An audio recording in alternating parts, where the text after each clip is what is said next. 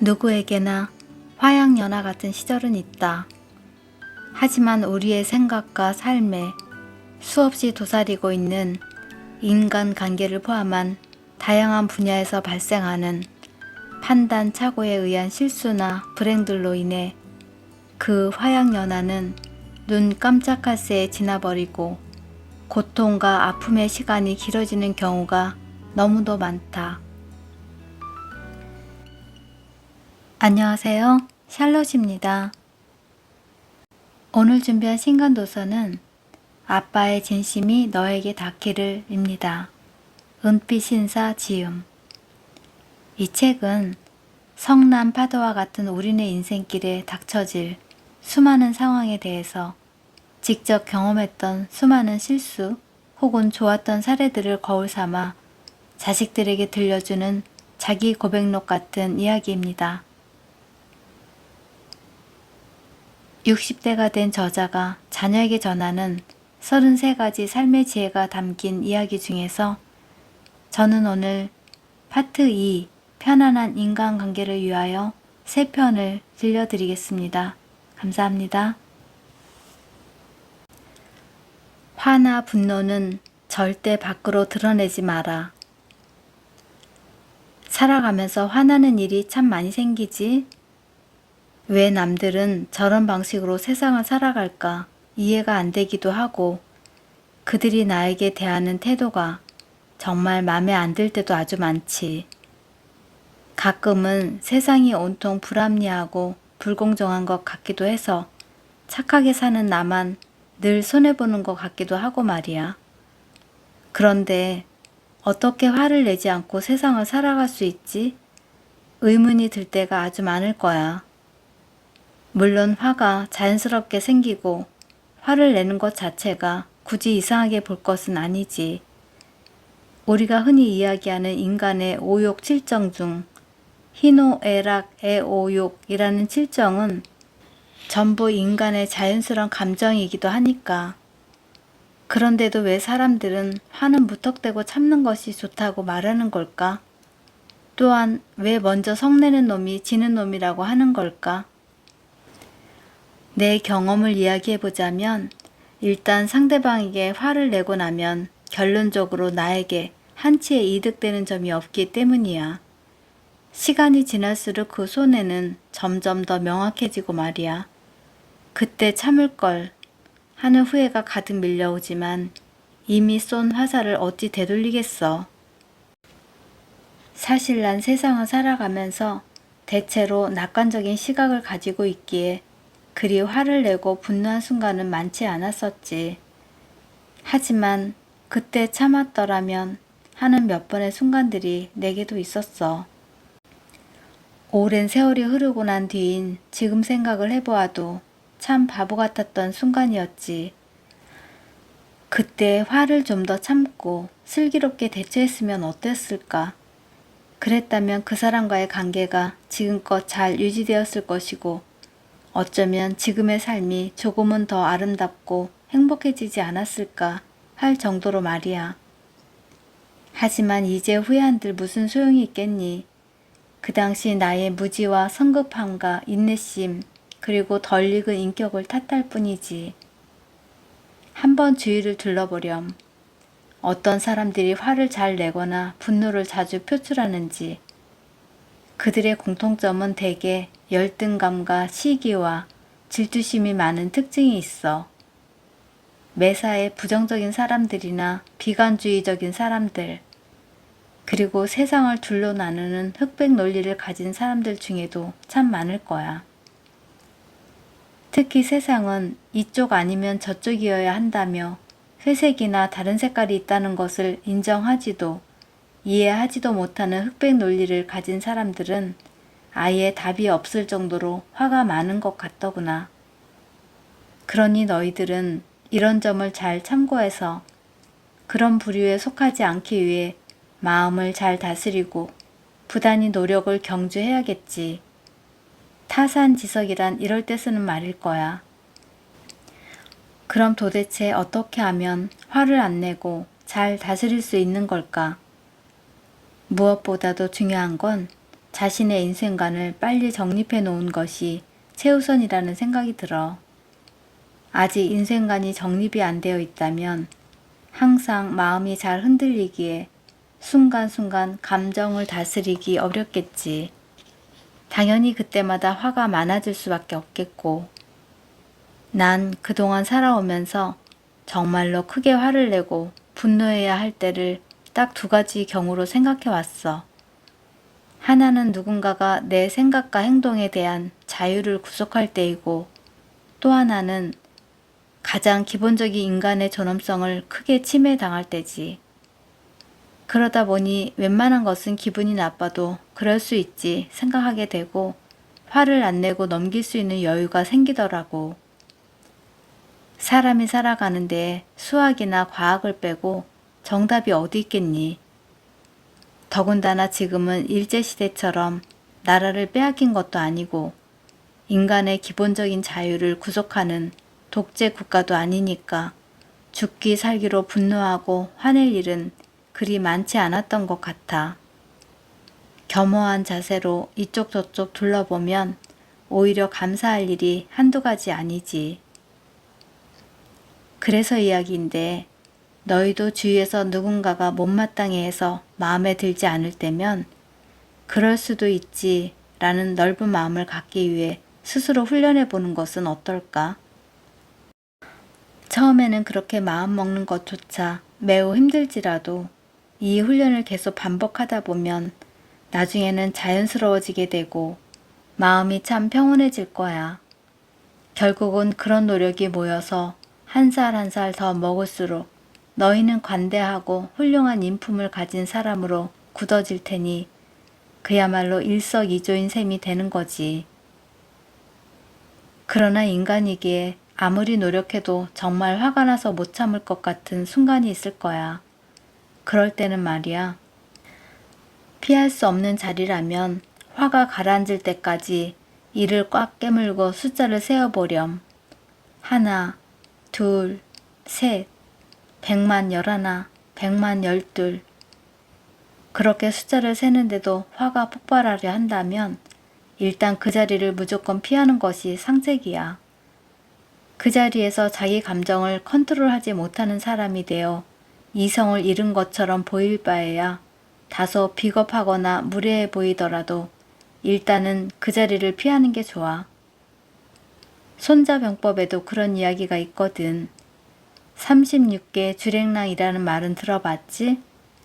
그게 주의상계란 36번째 비책인데 손해나 패배가 뻔한 전투는 할 필요 없이 그냥 달아나라는 말이지. 이처럼 그 자리를 피하는 것이 36개처럼 좋은 계책이 될 수 있으니 잘 참고했으면 좋겠어. 그런데 무조건 참기만 하고 피하기만 한다고 화와 분노가 다스려지는 것은 아니겠지. 그래서 화를 마음속에 켜켜이 쌓아두지 말고 어떤 방식으로든 반드시 해소해야 해. 그래야 편해. 마음도 안 다치고 몸 안에 병도 안 생기고 말이야. 이를테면 다소 격렬한 운동을 한다거나 일부러라도 땀을 아주 흠뻑 흘리는 일처럼 육체를 힘들게 하는 일을 하는 게 좋아. 그렇게 몸을 힘들게 하다 보면 다른 생각도 안 들고 어느새 화가 거짓말처럼 사라지는 경험을 할 수 있어. 이건 나뿐만이 아니라 주변의 몇몇 친구들이 애용하는 방법이기도 하거든. 아니면 무작정 햇빛 좋은 날을 골라서 산도 보고 들도 보고 하늘도 보면서 무작정 끝없이 걸어보는 것도 좋은 방법이 될 수 있어. 처음엔 화가 가라앉지 않고 괴로워서 땅만 보고 걸어도 무작정 계속 걷다 보면 어느덧 드디어 파란 하늘과 드넓은 산하가 보이는 순간이 올 거야. 심지어는 상큼한 공기를 마시고 있다는 것까지도 느끼게 되지. 그때 불같이 타오르던 화가 사라지고 비로소 참으로 평화로운 순간을 맛볼 수 있을 거야. 실질적으로 이 방법은 화를 다스리기 위해 많은 사람이 실천하고 있고 우울한 기분이나 분노가 솟구칠 때 치유의 방법으로 많이 권고하는 행동들이니 잘 실천했으면 좋겠구나. 명상록으로 유명한 마르크스 아우렐리우스 황제는 이런 말을 했어. 지독히 화가 날 때는 떠나간 사람을 떠올리며 삶이 얼마나 덧없는가를 생각해보라. 아무튼 화가 나서 도저히 참을 수 없을 때는 이 말도 한 번쯤 떠올려봐. 큰 도움이 될 거야. 이런 모든 과정 속에서 속으로 너희는 단단해지고 강인해질 것이며 너희의 인품은 날이 갈수록 더욱 찬란하게 빛나게 될 거라 아빠는 확신해. 30살 넘은 친구에게는 어떤 충고도 하지 마라. 어려서나 학창시절에 선생님들로부터 종종 이런 이야기를 들은 적 있을 거야.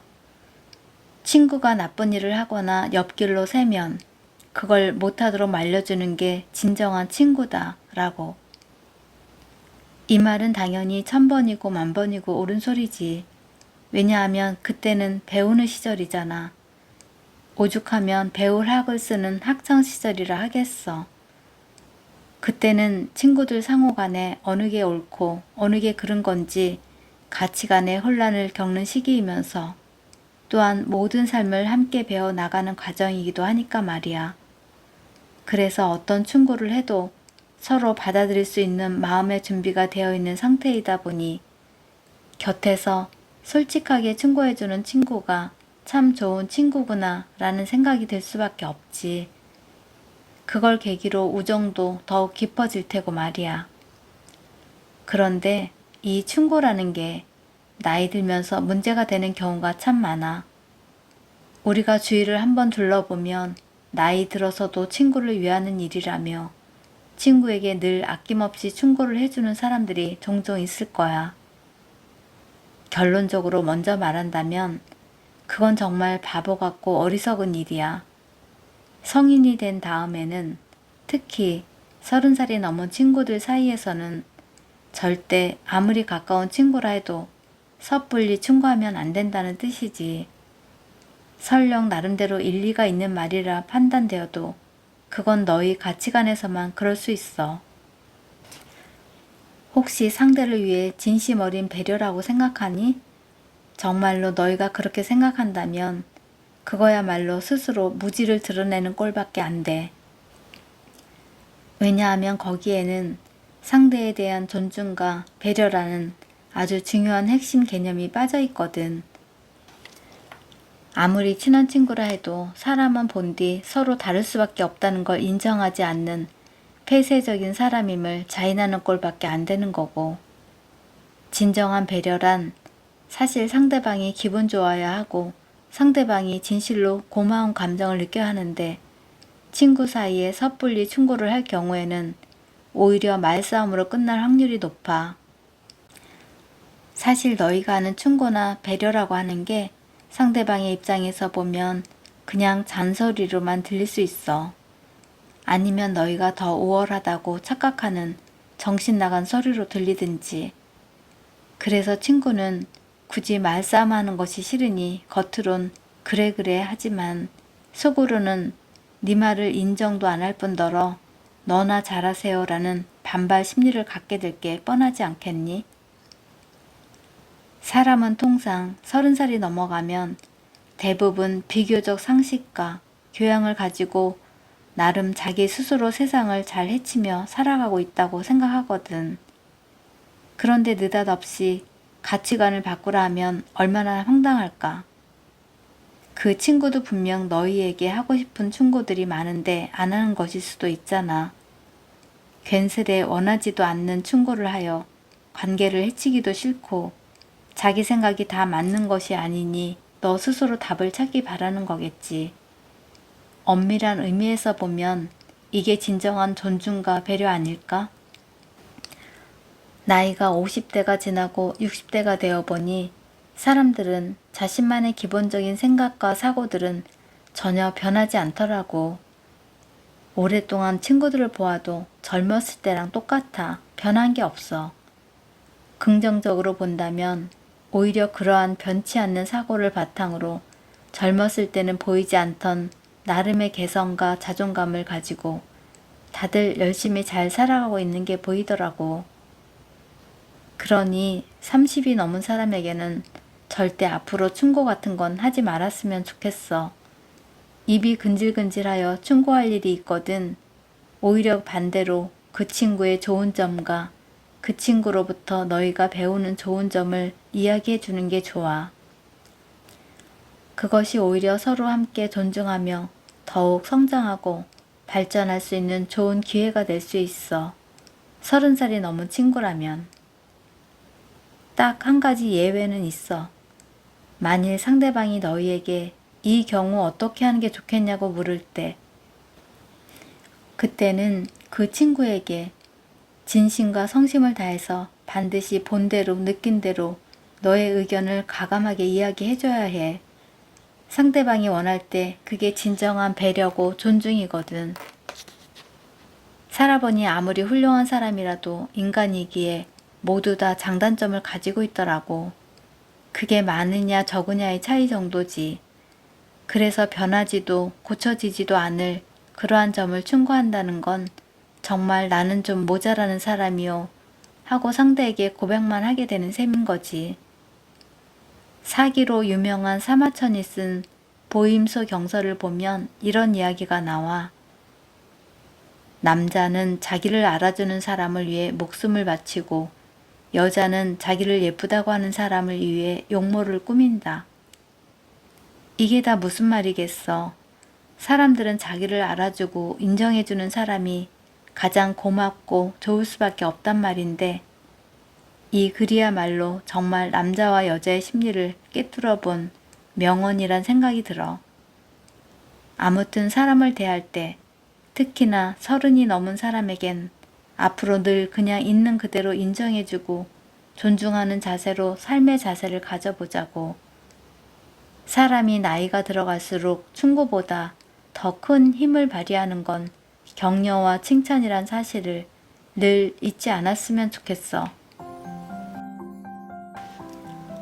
싫어하는 사람이 있거든 이렇게 대처하라.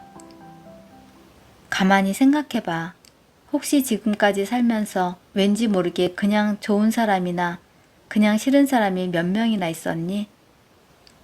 집단이 있는 곳에서는 어디서나 그런 사람들이 한둘 정도는 있게 마련인데 내게도 그런 경험이 종종 있기는 했지. 아무 이유도 없이 그냥 좋은 사람이 많다면 얼마나 좋겠어. 그것보다 신나는 일은 없겠지. 사람들 만나는 것 자체가 늘 즐거운 일이니 참으로 행복할 테고.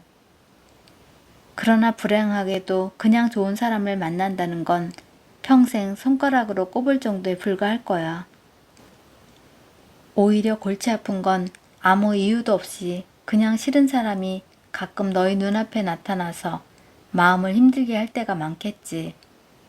그래서 그 사람이 있는 자리라면 가능하면 참석하고 싶지도 않고 그냥 피하고만 싶다 이 말이지. 머리로는 그러면 안 된다는 걸 알고 있지만 가슴에서 자꾸 그렇게 새키니 여간 신경 쓰이는 일이 아닐 수가 없어요. 도대체 왜 아무 이유도 없는데 그냥 싫은 사람이 생기는 걸까? 심리학에서는 사람이 싫은 건 그냥 싫은 게 아니라 자세히 생각해보면 반드시 이유가 있는 거라 하더라고. 그 사람에 대한 상대적 결핍이나 혹은 과거에 그 사람과 유사한 사람에게서 받은 안 좋은 경험이나 투사, 그것도 아니면 자신도 모르는 자기의 그림자 같은 거라고도 이야기하고 있어.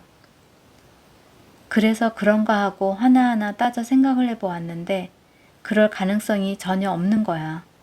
이럴 땐 정말 환장하지. 이런 게 바로 사람이 정말 그냥 싫은 거야. 자, 그럼 너희는 어떻게 해야 할까? 간단해. 싫은 사람이 있거들랑 이렇게 해보자고. 곰곰이 생각해 본 결과 어느 정도 이유가 있어서 싫은 거라면 이러이러해서 내가 저 사람을 싫어하는 거구나 하고 내 마음을 스스로 받아들이고 인정하면 대부분은 괴로움에서 벗어날 수가 있어. 이런 걸 마음 읽기라고 하는데 대개 어떤 점에 대해서 인정하고 수용하는 순간 대부분 문제에 대한 고통에서 벗어날 수 있게 되는 거랑 이치가 똑같거든. 그런데 정말 이유 없이 그냥 싫은 사람이 있으면 그런 자리는 가지 마. 굳이 참석 안 해도 괜찮아. 사적인 자리에서 괜스레 불편함을 감수하면서까지 착한 아이 콤플렉스를 가지며 살아갈 필요가 없거든. 한 번밖에 없는 소중한 인생. 이왕이면 그 시간에 편한 사람들을 만나며 즐겁게 살거나 자기 개발을 하는 게 낫지. 한창 인생을 배워가는 젊은 시기라 기본적으로 도덕이나 윤리적인 측면에서 고민할 수가 있는데 그런 죄책감은 전혀 가질 필요 없어. 나이 든 사람들은 그런 자리 대부분 안 가거든. 이제 서로 간에도 인생을 다 어느 정도 알만한 사람들이니 참석 안 한다고 굳이 뭐라 하는 사람도 없고 말이야. 그게 순리대로 사는 것이니 나이 들면서 순리를 받아들이며 살게 되는 거지. 그러나 그것이 대여섯 명 모이는 사적인 자리가 아닌 공적인 자리라면 그때는 문제가 달라지겠지. 동창회라든가 직장일이라든가 그때는 어쩔 수 없이 참석해야 할 경우가 당연히 생기지. 그 경우에는 어쩔 수 없이 너희 맘속에 그냥 싫은 사람과 만나게 될 수밖에 없을 거야. 그럴 땐 이렇게 해보는 건 어떨까? 한 20여 년도 더 지난 이야기야. 언젠가 동창회에 참석해서 그냥 싫은 친구를 아는 척도 안 하고 가까운 동창들과만 열심히 잘 떠들다 놀고 온 적이 있었지. 한참 후에 아주 가까운 친구가 그걸 내게 지적하더라고. 넌 왜 이쪽 친구들이 있는 쪽은 눈길도 안 주고 아는 척도 안 하고 와서 악수조차 안 하고 그러냐. 반갑게 인사라도 하면 좋을 텐데 인사조차 안 나눈 거 아주 보기 싫다 하고. 사실 난 그냥 싫은 친구가 그쪽에 있었기에 마음이 불편하니 안 마주치고 싶어서 그런 거거든. 내가 그렇게 그 친구를 그냥 싫어하는 줄 아무도 모르기도 하거니와 입 밖으로도 싫다고 아무에게도 이야기한 적이 없었으니까. 내가 왜 그랬는지도 몰랐을 거니까 당연히 그런 충고를 들을 만도 하지. 그 이후 나는 친구의 지적이 맞는 것 같아서 다음부터는 그럴 기회가 오면 굳이 악수까지는 안 해도 그냥 잘 있지? 하고 손을 흔들어서 가볍게 인사하곤 하지. 그런데 별것 아닌 것 같아도 마음이 훨씬 가벼워지더라고. 너희도 직장이나 동창회 등 그런 사람이 있거들랑 그렇게 해봐. 미운 놈 떡 하나 더 준다 하는 생각으로 가볍게 손을 흔들어 인사를 나누며 일부러 아는 척이라도 해줘. 할 수 있으면 억지로라도 더 온화한 눈빛으로 말이야. 그것이 설령 속마음과는 다른 영혼 없는 인사라 해도 보기 싫다고 모른 척 하는 것보다는 훨씬 성숙한 사람들이 하는 행동임은 틀림없어. 어차피 둘이 미주알 고주알 이야기할 것도 아니니까 그 정도만 해도 너희 마음속의 불편함과 심란함에서는 상당히 벗어날 수 있게 아주 좋을 거야. 세상 살기 참 힘들어. 그렇지? 돈 벌기도 힘들어 죽겠는데 이제는 사람 하나하나에까지 신경 쓰면서 살아야 하니까 말이야. 그것도 그냥 싫은 사람까지. 근데 어쩌랴. 이게 우리네 인생인 것을. 앞으로도 아마 너희 앞에는 원하든 원치 않든 그냥 좋은 사람과 그냥 싫은 사람이 종종 나타날 거야. 그럴 때 오늘 아빠가 이야기해주는 대로 대처해보면 굳이 싫은 사람 때문에 생기는 큰 고민 따위는 많이 줄어들 거야. 어쩜 속을 괴롭히던 그 문제도 아주 대수롭지 않은 거였구나 하고 느낄 수도 있을 거고. 아무튼 그럼에도 불구하고 너희의 앞날에 그냥 싫은 사람보다 그냥 좋은 사람이 많이 나타날 수 있도록 늘 기도할게. 안녕.